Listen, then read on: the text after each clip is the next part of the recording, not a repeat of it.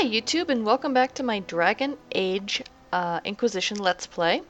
And so we left off, we're about to start actually doing some actual questing now into the hinterlands of Ferelden. And I did level up, so I am going ahead here and just kind of doing some selection of some spells and that kind of thing. So I'm trying to kind of max out all of her electricity abilities. I'm going to do that first. I've decided I'm going to do that branch, and then we'll move on from there. So we're here now. Oh, and I think oh yes, I was checking Solas, and for a lot of these guys, Solas I think I might, because I want him to be the healer, but a lot of the other companions I will actually auto level. I don't tend to customize a lot of the companions. Generally just one or two of them. Just because it's just, you could take a lot of time, a lot of research, and kind of like, what's the perfect tweak here and there and everything. But since I play on casual mode, all of that really doesn't matter as much. If I was on one of the harder level modes, it would matter a lot more in terms of how precisely I managed everyone's abilities and that kind of thing. But yes, now we're leaving our initial camp and heading down into the hinterlands. And you can see here we've got the threat remains is the first thing we've got to do. We've got to discover some regions, and we need to clear some threats on the way to the crossroads. And you can see in the map where it's kind of purple there and glowing, and you can kind of see where that's where I need to be heading. And just kind of getting my orientation here again. It's been a while since I've been in the hinterlands, so I'm like, okay, where am I going? And I did a little edit there because I ran past this hut, and I'm like, oh, I need to. There's a questy thing here, so let's go ahead and do this. So go in here, read the letter, and then you end up with a quest called Blood Brothers that we can complete later on. And I will say one thing here is I actually kind of screwed up. I really screwed up with part of the quests where I thought I was recording and I wasn't. So I have a whole section of stuff I did. I discovered a couple camps and that kind of thing that is not going to be included in my footage. So we get to meet Mother Giselle, and we get to talk to her for the most part, but part of that gets cut off too.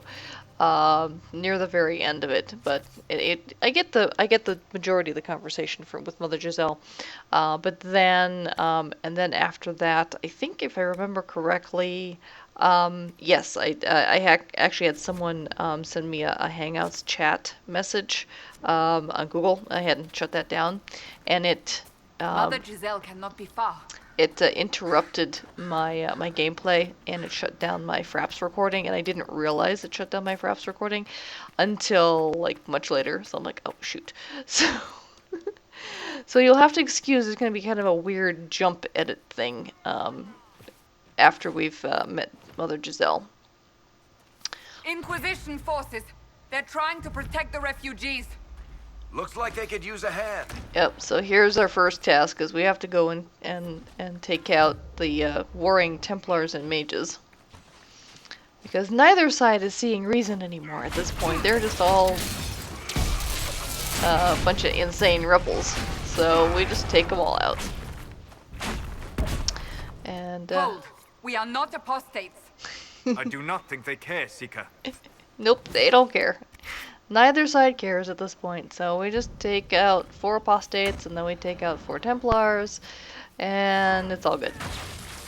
I hate having to take out the apostates because, you know, my character's an apostate too, but they're just attacking indiscriminately at this point. You don't really have a choice. You have to take them out, so.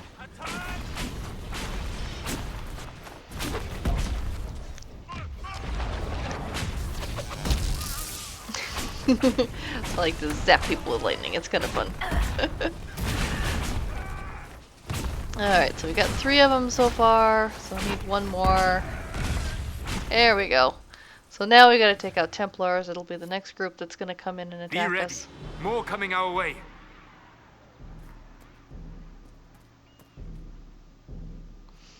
Yep, there they go. And we'll just take 4 of these guys out, and then we can go talk to Mother Giselle.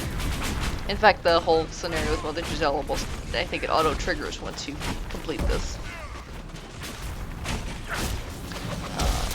Sometimes the auto-trigger, sometimes you don't realize an auto-trigger is going to happen, and so if you complete something and you auto-trigger and you're like, oh, you're expecting to, you know, like, sometimes my husband wants to come in and talk to me, and I'm like, oh, let me just finish, you know, killing these guys off, and he waits, and then all of a sudden I auto-trigger into a scene, and it's sometimes difficult to pause in some of these cutscenes and stuff, so.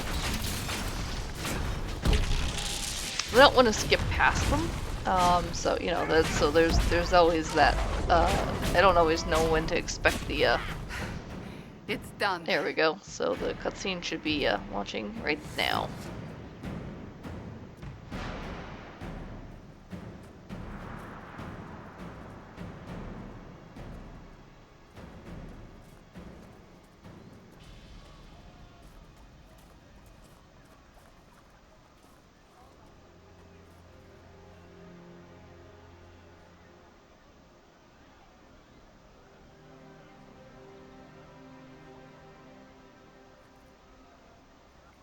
Interesting to get that level of respect. There are mages here who can heal your wounds. Lie still. Don't touch me, Mother. Their magic is... Turn to noble purpose. Their magic is surely no more evil than your blade. What? Hush, dear boy. Allow them to ease your suffering. Mother Giselle. I am. And you must be the one they are calling the Herald of Andraste.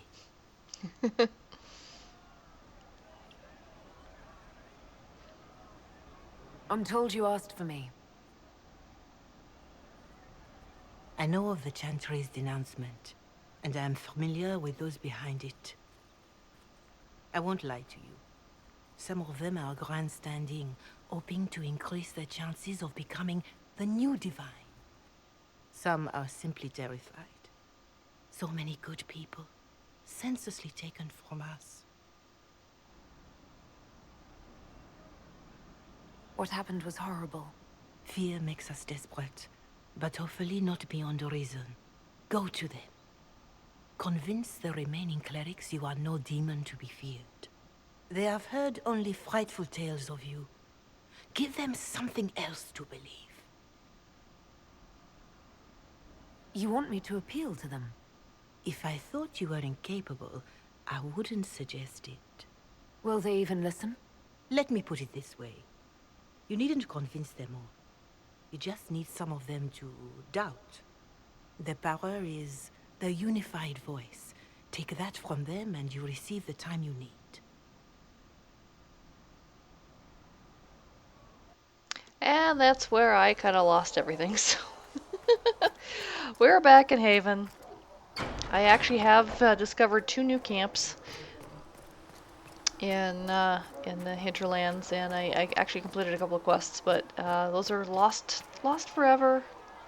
So let's go ahead and talk to Varric, who we all know and love from Dragon Age 2.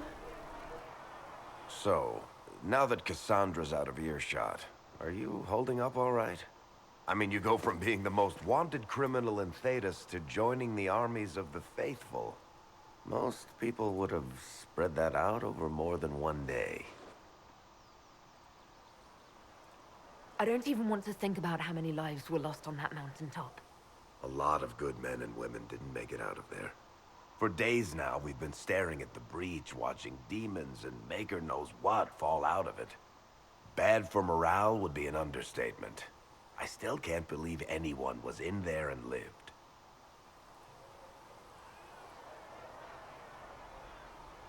If it was that bad, why did you stay? Cassandra said you were free to go. I like to think I'm as selfish and irresponsible as the next guy, but this... Thousands of people died on that mountain. I was almost one of them. And now there's a hole in the sky. Even I can't walk away and just leave that to sort itself out. The breach needs to be sealed. The sooner the better. If it can be sealed, you might want to consider running at the first opportunity. I've written enough tragedies to recognize where this is going. Heroes are everywhere. I've seen that. But the hole in the sky, that's beyond heroes. We're going to need a miracle. Yeah, running away right now. That would just basically be the end of the game. Need something? I read your Tale of the Champion, and I have a few questions. That's a pretty common reaction. Go ahead. What happened to the mage who destroyed the Kirkwall Chantry? The book never said. He fled Kirkwall with the mages from the Circle. Stayed with them a while, but he had to move on. Somehow a lot of mages blamed him for making them live as fugitives. I don't know where he is now, and I don't want to know. And we don't find out. In the book, you say that first Enchanter Orsino turned himself into a giant monster made of corpses. How? Why?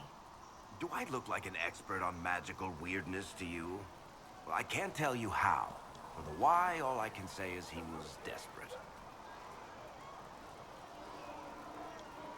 There's no way Hawk really could have killed the Arashok. It would have started a war with the Kunari. I was told later that the Kunari disavowed his actions. Apparently the Arashok didn't get permission before he attacked Kirkwall, and the Qun didn't want another exalted march. When they finally sent a ship to haul the Red Dreadnought away, they just said, "We will never speak of this again." As far as I can tell, that's the Qun's version of an apology. Where are the rest of Hawk's associates now?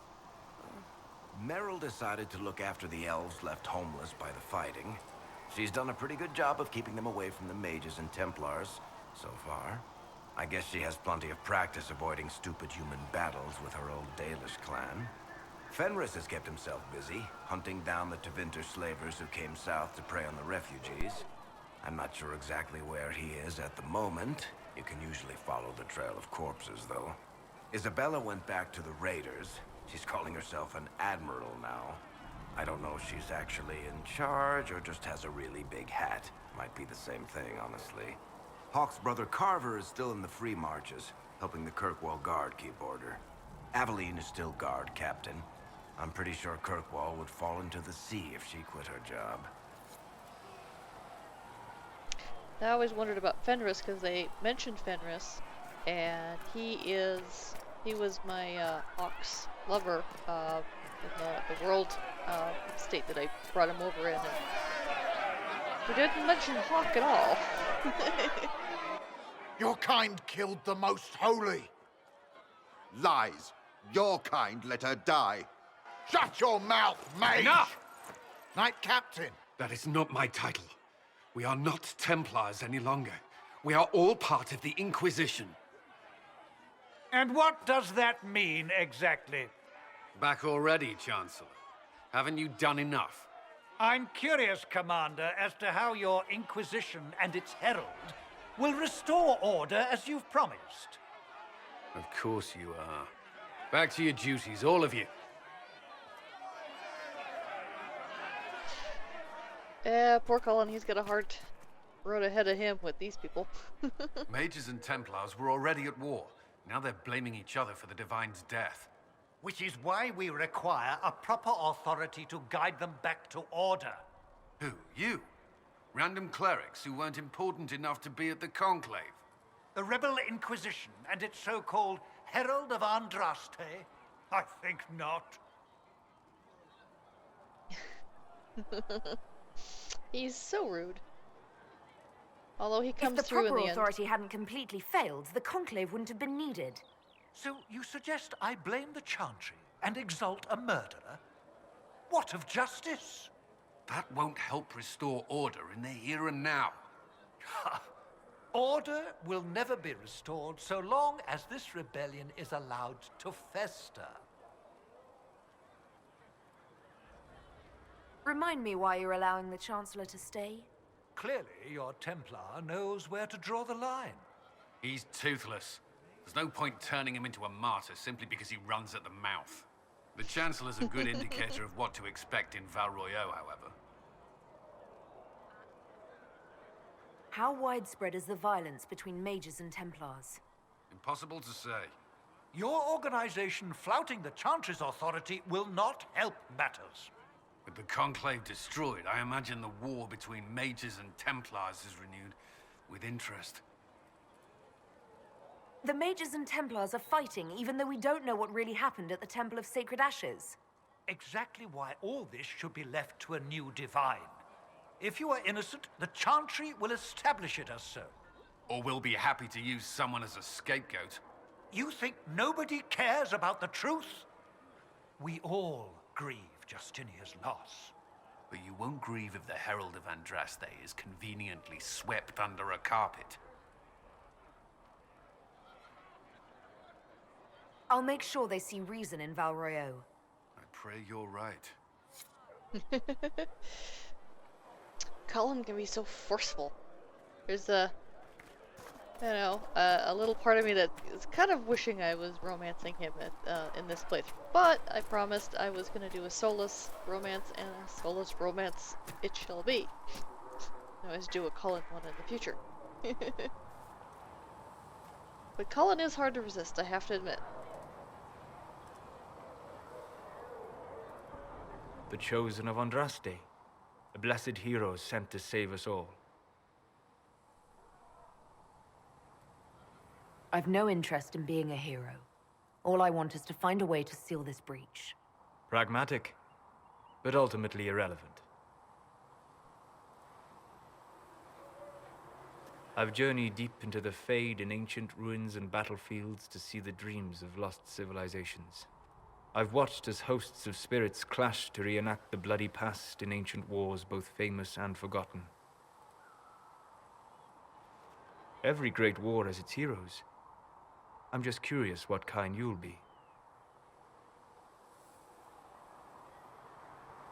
What do you mean, ruins and battlefields? Any building strong enough to withstand the rigors of time has a history. Every battlefield is steeped in death. Both attract spirits. They press against the veil, weakening the barrier between our worlds. When I dream in such places, I go deep into the Fade. I can find memories no other living being has ever seen.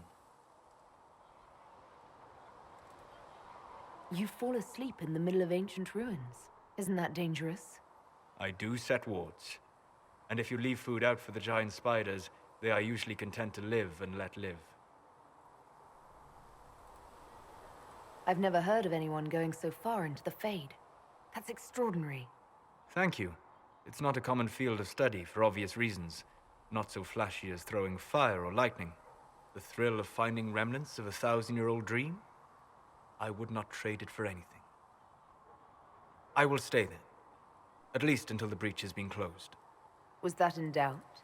I am an apostate mage surrounded by Chantry forces, and unlike you, I do not have a divine mark protecting me. Cassandra has been accommodating, but you understand my caution. Flirt, flirt. You came here to help, Solas. I won't let them use that against you. How would you stop them? However I had to. Thank you.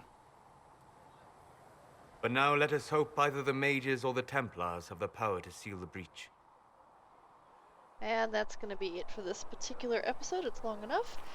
Stay tuned for the next one, and thanks for joining me. Until next time, take care. Bye-bye.